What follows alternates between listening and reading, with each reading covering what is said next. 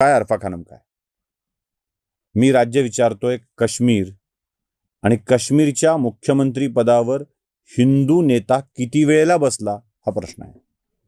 मग तो national conference पक्ष असो, महबूबा मुफ्तीचा असो की काँग्रेसचा असो, कोणत्याही पक्षाचा हिंदू मुख्यमंत्री किती वेळेला श्रीनगरच्या विधानसभेत बसला हे सांगू शकाल? हिंदू बहुसंख्य असेल तर 4 मुसलमान मुख्यमंत्री केले जातात, आणि हिंदू अल्पसंख्याक असेल तर एकदाही त्या राज्यात स्वतंत्र भारतापासून आत्तापर्यंत हिंदू मुख्यमंत्री होऊ शकत नाही. हे सेक्युलरिझम या देशामध्ये आहे. ही सेक्युलरिझमची वृत्ती या देशामध्ये आहे. हे फक्त मुसलमानांच्या बाबतीत घडतंय का? नाही, ख्रिश्चनांच्या विषयातही घडतंय.